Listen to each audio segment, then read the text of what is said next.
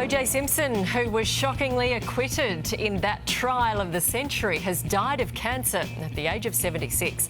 The football star turned Hollywood actor was controversially cleared of killing his ex-wife, Nicole Brown, and her friend in a verdict which divided America. Good riddance. That's the two-word obituary that Caitlyn Jenner offered for former NFL star and media celebrity O.J. Simpson, who has died of cancer at age 76. Jenner didn't mince words today when talking about Simpson, who was accused and acquitted of murdering his ex-wife, Nicole Brown Simpson, and her friend Ron Goldman in 1994. Nicole was nearly decapitated and Ron was slashed to death. The murder weapon was never located, but a bloody glove was found by police at the scene. The body of 34-year-old Nicole Brown Simpson, ex-wife of O.J. Simpson, was found after midnight. Now, Jenner is closer to the O.J. Simpson story than most. She was, after all, once married to Kris Jenner, herself the ex-wife of Robert Kardashian, who famously acted as Simpson's defence attorney during what was called the trial of the century. Simpson's football career made him a TV star as he became the first NFL running back to rush for more than 2,000 yards in a season with the Buffalo Bills. Buffalo selects O.J. Simpson, halfback, University of Southern California. O.J. running left, O.J. 5 more. There it is. They did it. But he found his way into mass market stardom during the commercial breaks, doing endorsements for RC Cola, Chevrolet, and most notably, Hertz rental cars. Back then, it was exceedingly rare for a black athlete. Acting roles soon followed, like the Naked Gun movies. And back on the force. Third base. That's wonderful. Whoa! Oh, Frank, everyone should have a friend like you.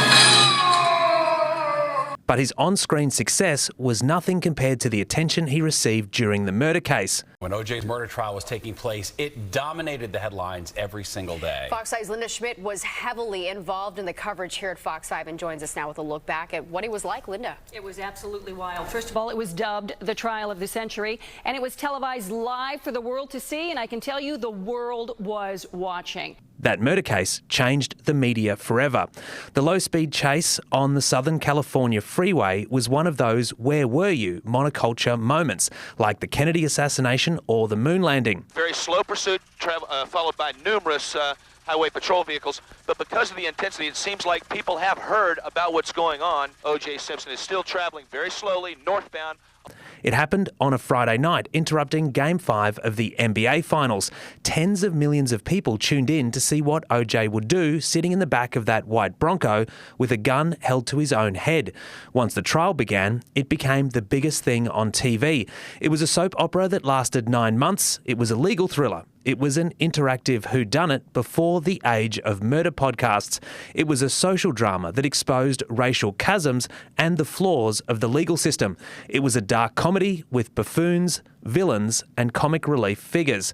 It was a tragedy too, of course, and viewers could not agree which part of it was a tragedy, and that too was a tragedy. There was evidence of O.J.'s domestic abuse of Nicole, her frantic, terrified 911 calls, which continued after their divorce. 911 emergency. Can you get someone over here now to 325 Gretna Green? He's back. Please. Well, okay, what does he look like? He's O.J. Simpson. I think you know his record. Could you just send somebody over here? Okay, what is he doing there? He just drove up again. He just drove up. Over? Okay, wait a minute. What kind of car is he in? He's in a white Bronco, but first of all, he broke the back door down to get in. Okay, wait a minute. What's your name? Nicole Simpson. Okay, is he the sports counselor or whatever? Yeah. Okay, Thank you. Wait a minute. We're sending the police. What is he doing? Is he threatening you? Going nuts. But the critical moment in the trial went down in infamy. Here's O.J.'s legendary defence attorney, Johnny Cochran. It makes no sense. It doesn't fit. If it doesn't fit, you must acquit. Simpson's acquittal tore the nation in half, with black people on one side declaring victory against a racially biased criminal justice system and white people looking on appalled at a perceived injustice. But the trial irrevocably altered O.J.'s life. Then in 1997, a civil suit by the victims' families found Simpson liable for the deaths of Nicole and Ron and ordered him to pay $33.5 million in damages. He paid little of that debt, however, moved to Florida and struggled to remake his life, raise his children and stay out of trouble. Then, in 2006, he sold a book manuscript titled If I Did It, and a prospective TV interview giving a hypothetical account of murders he had always denied committing. A public outcry ended both projects. A year later, he was arrested after he and other men invaded a Las Vegas hotel room of some sports memorabilia dealers and took a trove of collectibles. One of the suspects involved in the robbery was O.J. Simpson. He claimed that the items had been stolen from him, but a jury in 2008 found him guilty of 12 charges, including armed robbery and kidnapping, after a trial that drew only a smattering of reporters and spectators. O.J. was sentenced to 9 to 33 years in a Nevada state prison. He served the minimum term and was released in 2017. In 2016, more than 20 years after his original murder trial, the story of O.J. Simpson was told twice for mass audiences on television.